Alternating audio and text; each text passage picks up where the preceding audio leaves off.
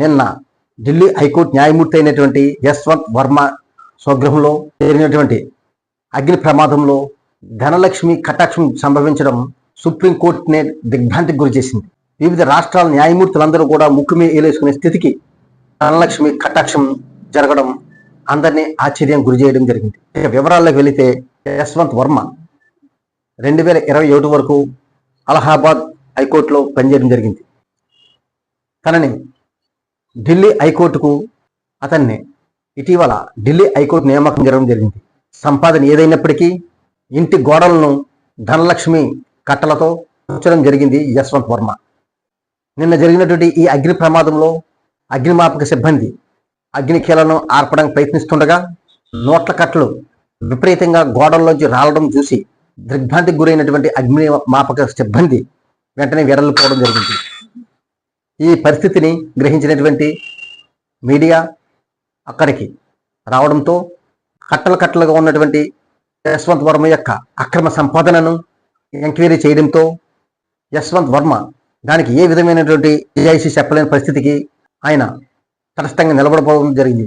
ఈ పరిస్థితిలో ఆ యొక్క సంపాదన అంతా కూడా అక్రమ సంపాదనగా గుర్తించి సుప్రీంకోర్టు తనపై విచారణ చేయడం జరిగింది. న్యాయమూర్తులు తగిన నిష్పక్షపాతంగా వ్యవహరిస్తూ భారత రాజ్యాంగానికి భారత ప్రజలను సంరక్షిస్తామని హామీ ఇచ్చినటువంటి ఈ న్యాయమూర్తులు ఇళ్లలోనే ఇంతటి కరుడుగట్టిన ఆస్తులు ఉండడం, అవి అక్రమ రూపంలో ఉండడం, వాటికి ఏ విధమైనటువంటి లెక్కలు లేకపోవడం చాలా అమానుషమని, కాబట్టి ఇటువంటి దుస్థితిలో ఉంటే రాజ్యాంగాన్ని రక్షించడం, భారత ప్రజలను రక్షించడం ఎవరికి సాధ్యమవుతుందని సుప్రీంకోర్టు వెలువడపోయింది. ఈ విషయంపై సుప్రీంకోర్టు న్యాయమూర్తి సంజీవ్ ఖన్నా ఒక కమిటీ వేయడం జరిగింది.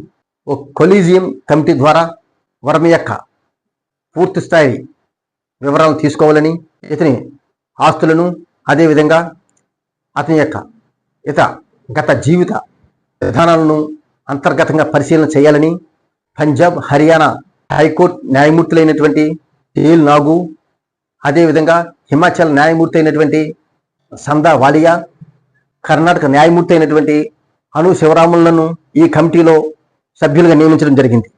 హైకోర్టు అదేవిధంగా సుప్రీంకోర్టులో జరిగినటువంటి అంతర్గత అక్రమాలను విచారించేందుకు 1999లోనే ఒక కమిటీని వేయడం జరిగింది. పారదర్శకత కోసం ఢిల్లీ హైకోర్టు ఇచ్చేటువంటి తీర్పు రిపోర్ట్ను, అదేవిధంగా యశ్వంత్ వర్మ ఇచ్చేటువంటి రిపోర్ట్ను సుప్రీంకోర్టు వెబ్సైట్లో పొందుపరచడం జరిగింది.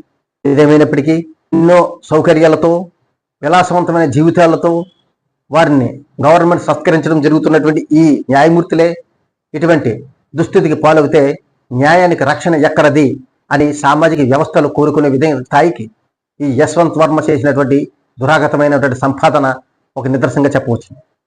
కాబట్టి భారత రాజ్యాంగ సంరక్షణ కేవలం న్యాయస్థానాలదే అని మనం విశ్వసించడం తప్పుగా పరిగణన తీసుకునే అవకాశాన్ని ఈ యశ్వంత్ వర్మ కల్పించాడు. కాబట్టి తగు రీతిగా అతనికి శిక్షించడం ద్వారా న్యాయమూర్తులను న్యాయ సంరక్షణ వైపు సత్యాలతో కలిగి ఉండే విధంగా మార్చగలమని ఆశిస్తూ జై హింద్, జై శ్రీరామ్.